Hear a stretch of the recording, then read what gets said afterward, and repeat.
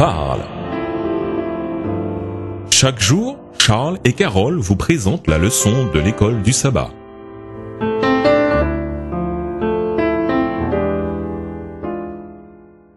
Bonjour chers auditeurs, Bonjour à tous. nous voilà au dimanche 17 novembre, grand prêtre. Le livre du Nouveau Testament qui évoque le plus la prêtrise du Christ est l'Épître aux Hébreux. L'auteur s'appuie sur 2 versets de l'Ancien Testament tirés de Psaume 110. Le verset premier du Psaume 110 confirme que le Christ est exalté au-dessus de tout parce qu'il s'est assis à la droite de Dieu. C'est un thème récurrent dans cet épître et qui souligne la divinité et le caractère messianique de Jésus. Hébreux 1 verset 3, Hébreux 4 verset 14, Hébreux 7 verset 26, Hébreux 8 verset 1, Hébreux 12 verset 2. Psaume 110 verset 4 est cité pour démontrer la préfiguration de la prêtrise du Christ par Melchisédek. Hébreux 5 le verset 6.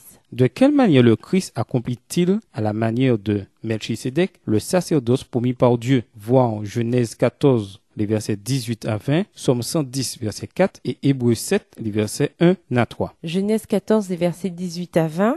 Melchisédek, roi de Salem, fit apporter du pain et du vin. Il était sacrificateur du Dieu Très-Haut. Il bénit Abraham et dit, « Béni soit Abraham par le Dieu Très-Haut, maître du ciel et de la terre. Béni soit le Dieu Très-Haut qui a livré tes ennemis entre tes mains. » Et Abraham lui donna la dîme de tout. Psaume 110, verset 4. L'Éternel l'a juré et il ne se repentira point. Tu es sacrificateur pour toujours, à la manière de Melchisédek. Hébreux 7, les versets 1 à 3. En effet, ce Melchisédek, roi de Salem, sacrificateur du Dieu Très-Haut, qui alla au devant d'Abraham lorsqu'il revenait de la défaite des rois, qui le bénit et à qui Abraham donna la dîme de tout, qui est d'abord roi de justice, d'après la signification de son nom, ensuite roi de Salem, c'est-à-dire roi de paix, qui est sans père, sans mère, sans généalogie, qui n'a ni commencement de jour ni fin de vie, mais qui est rendu semblable au Fils de Dieu. Ce Melchisédek demeure sacrificateur à perpétuité. La Bible donne peu d'informations sur Melchisédek. Ce qu'elle révèle, cependant, montre de remarquables similitudes avec Jésus. Melchisédek est le roi de la ville de Salem. Salem signifiant paix. Il est donc le roi de paix. Son nom signifie roi de justice, ce qui décrit son caractère. Il n'appartient pas à l'histoire. Sa lignée n'étant pas indiquée, sa naissance et sa mort ne sont pas mentionnées. Il semble donc n'avoir ni commencement ni fin, et il est prêtre du Dieu Très-Haut. La prêtrise de Melchisédek est supérieure à celle des Lévites, parce que, par l'intermédiaire d'Abraham, Lévi a donné la dîme à Melchisédek. Hébreux 7, les versets 4 à 10. Melchisédek était donc un type du Christ. Mais le Christ est bien plus encore. Aaron a été le premier grand prêtre en Israël. Hébreux 5, les versets 1 à 4, décrit la fonction de grand prêtre, celle d'Aaron sous une forme idéalisée. Le grand prêtre est choisi par Dieu. Il est le représentant des êtres humains. Il joue un rôle de médiateur auprès de Dieu. Il fait preuve de compassion et offre des sacrifices pour le peuple et pour lui-même. L'Épître aux Hébreux présente le Christ comme notre nouveau grand prêtre. Son sacerdoce est meilleur que celui d'Aaron. Non seulement le Christ satisfait aux conditions de la prêtrise d'Aaron, mais en améliorant sa façon de l'accomplir. Jésus était sans péché, il était pleinement obéissant et n'avait pas besoin d'offrir des sacrifices pour lui-même. Au contraire, il s'est offert lui-même en sacrifice, offrande parfaite en tout point. Jésus satisfait à la fois à la prêtrise d'Aaron et à celle de Melchisédek, au-delà de ce qu'il n'aurait jamais pu accomplir. Ces 2 types ont rencontré en Christ leur antitype.